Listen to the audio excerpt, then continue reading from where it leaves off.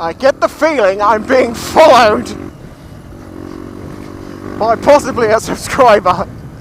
I'm going to pull over here and see what happens. You've got this bike following me and I'm just like, are you following me? I can't tell. You definitely followed me though. Out of one car park, into another car park, around the car park, and now he's gone.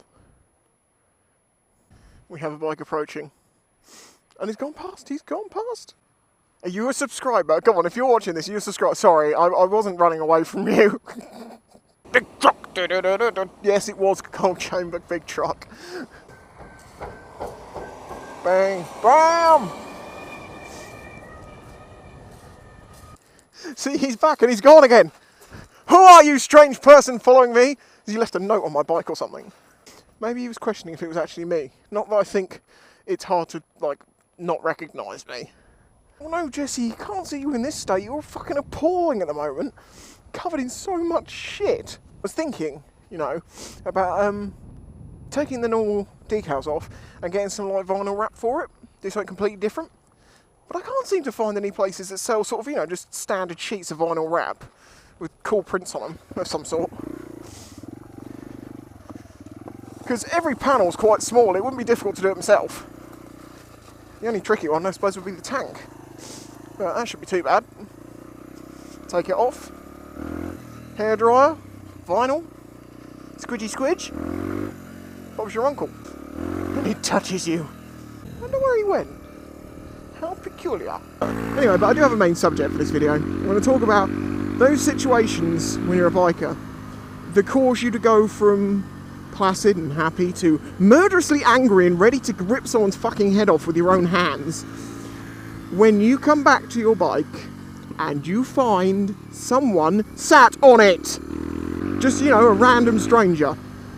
Now, working in a pub, my bike sits outside underneath a security camera, and on like Friday nights and stuff when it's very busy and people are very drunk, and particularly girls, they're the ones who tend to do this more than guys. I think guys understand the don't mess with my shit rule. You come out and you find them sat on it. I actually came out once a couple of years back and found 3 girls sat on my bike. It does not matter that I'm male. It does not matter that they were drunk. What matters is that it was my bike and they were sat on my bike. I used to leave it under a camera for that exact reason, that because someone being in the office would see the CCTV and call me out the kitchen and say there's someone sat on your bike, and I'm just like, right! Oh, it's very slippery. I'll probably make it. Oh!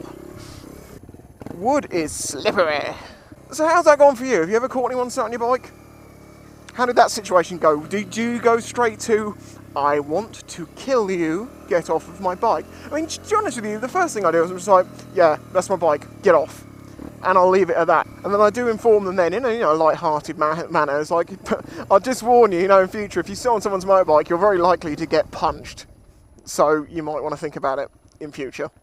But if you had a fared bike, oh my god, if you owned an R6 or an R1 or something, and you didn't have crash bobbins and stuff on it, you know, it hits the floor, there's a grand's worth of damage and fairings. That's one of the reasons I don't want a sport bike. It's not one of the main reasons at all, but it's just one of the subsidiary reasons that I wouldn't. Main reasons, it's just not the sort of bike I want. I like to be able to explore and go places, and just Supermoto answers all of that for me. But anyway, I mean, I have actually had my bike knocked over once before now. I think I made a vlog about this, but it got deleted or got destroyed when my hard drive failed at some point. But the long and the short of it is my bike got knocked over. I only got the reg through phone calls between the DVLA, police, his insurance company, once I got the details from other people, blah, blah, blah, blah. Eventually, he paid for the damage to my bike. So, even if you only get the reg and someone knocks your bike over, in that situation, you can end up getting money in your pocket to fix your bike, and an apology. And the police can help back you up on it. We'll say that actually, the police were so helpful during that.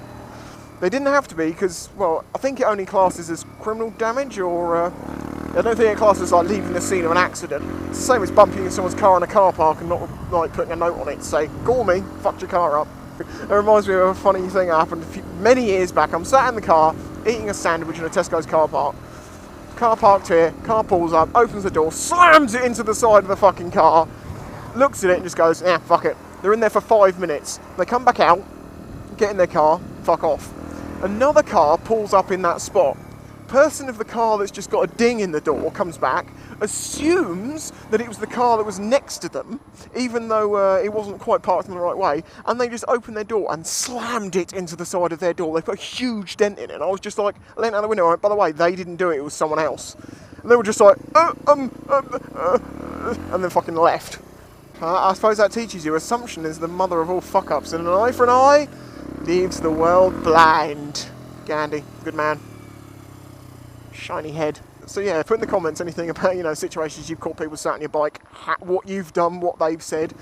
The funny thing about it is they tend not to think that it matters, but I'm pretty sure if I went up to a convertible car and just like sat in it, when the owner come back they would be pretty pissed off about it. But these people seem to think, oh, it's fine. Especially drunk girls that are like, I'm just sat on your bike. Get the fuck off my bike, I don't care. Anyway, catch you next time.